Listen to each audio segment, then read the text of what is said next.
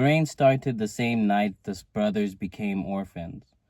Not the soft kind of rain that taps gently against windows. This rain crashed against rooftops and flooded the streets of their small town as if the sky itself was grieving.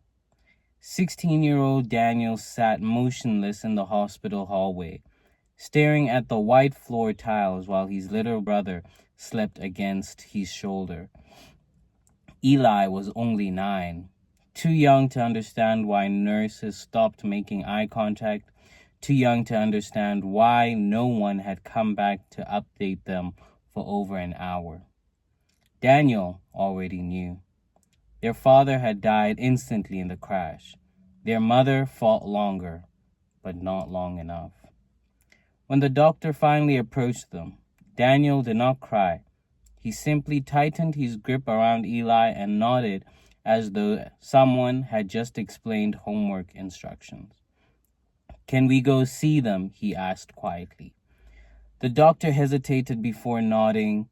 The room smelled like antiseptic and silence. Their mother looked smaller somehow, fragile, nothing like the woman who used to sing loudly while washing dishes or dance around the kitchen while cooking dinner. Eli walked slowly toward her bed. "Mom," he whispered. No response. He looked back at Daniel, confused. Why isn't she waking up? Daniel opened his mouth, but nothing came out. So instead he crossed the room, knelt beside his brother, and wrapped both arms around him while Eli finally began to understand. And then the screaming started. The kind of crying that does not sound human. The kind that echoes. The funeral happened 3 days later.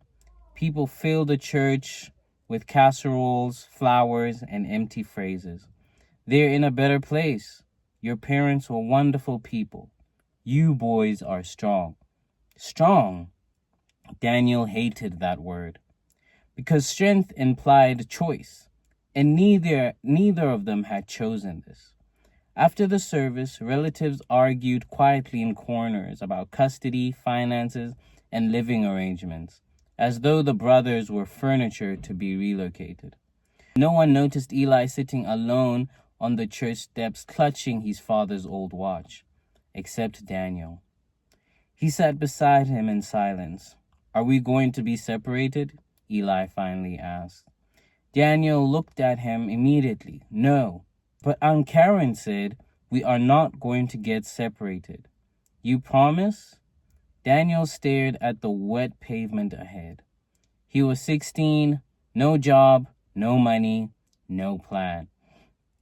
But he still answered, "I promise."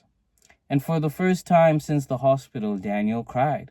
Not loudly, not dramatically, just silent tears running down his face while his little brother held on to him like he was the only thing left in the world. Because he was. The next few months were cruel. Their parents had rented a tiny house on the edge of town, but without income, everything began collapsing quickly. Bills stacked on the kitchen counter, electricity warnings came in red envelopes, the fridge slowly emptied. Daniel tried to hide everything from Eli. He took after school jobs, carrying boxes at a grocery store, and washing dishes at a diner downtown. Every night he came home smelling like soap and exhaustion. Still, he smiled for Eli. Still, he helped with homework.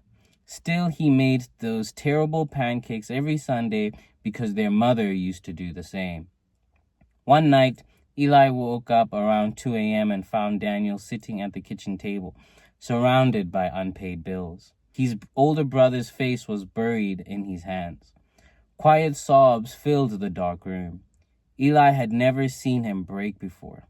He stood there silently for a moment before walking over. Daniel quickly wiped his eyes. "Hey, why are you awake?" Eli climbed into the chair beside him. "You miss them too?" The question shattered whatever wall Daniel had left. He nodded slowly, every second. Eli looked down at the bills scattered across the table. "Are we gonna lose the house?" Daniel did not answer immediately. I don't know. Then Eli reached into his pockets and placed 3 crumbled dollar bills onto the table. Daniel frowned. What's this? My lunch money. No, Eli, you need it more. Daniel stared at the tiny pile of wrinkled bills like it was the most heartbreaking thing he had ever seen. Then he pulled his little brother into a hug so tight it almost hurt. You're a good kid, he whispers. Winter arrived brutally. The heater stopped working in December. The brothers slept in the same bed under layers of blankets because it was warmer that way. One particularly cold evening, Eli quietly asked, Do you think Mom and Dad can still see us? Daniel stared at the ceiling. I hope so. I hope they know you are trying. Daniel turned toward him. What do you mean? Eli shrugged sleepily. You do everything now. The sentence stayed with Daniel forever.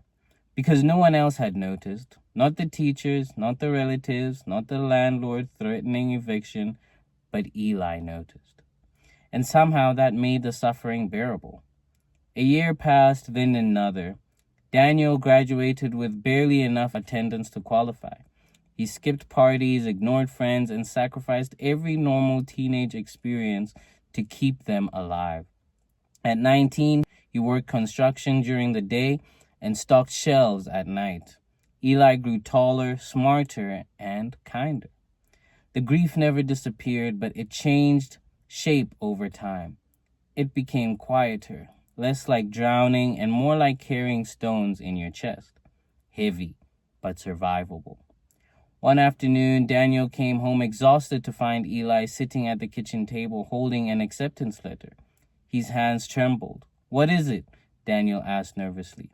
Eli looked up slowly, eyes filling with tears. I got in. Daniel blinked. What? Eli was going to university. For a second, neither of them moved. Then Daniel laughed, not a small laugh, a full, broken, emotional laugh that turned into a crying halfway through. He grabbed Eli, spun him around the kitchen. You did it. We did it, Eli corrected softly. That night, they sat on the roof of their tiny house eating cheap takeaway while the city lights flickered below them. You know, Eli said quietly, I used to be scared you'd leave too. Daniel looked over immediately. What? After Mom and Dad died, I thought everyone leaves eventually. Daniel's chest tightened. I was never going to leave you. I know that now, Eli responded. The wind moved gently through the silence between them. Then Eli spoke again. You raised me. Daniel shook his head. No, I just survived with you. But Eli smiled sadly. No, Daniel, you gave up your whole life for me. Daniel looked away toward the distant lights of the cities because the truth was he had. He had sacrificed friendships, dreams, sleep, freedom, youth. But if given a chance, he would do it again. Every single time. Years later, after Eli graduated university, he bought plane tickets for the two of them. Where are we going? Daniel asked. You'll see. They landed in a small coastal town their parents used to talk about visiting someday. The ocean stretched endlessly beneath the setting sun. Eli handed Daniel a small box. Inside was their father's old watch, repaired perfectly. Daniel stared at it speechlessly. I saved for 2 months, Eli admitted. Daniel could barely breathe. You kept this all these years? Eli nodded. It reminded me that time didn't stop after they died. The brothers stood silently beside the crashing waves.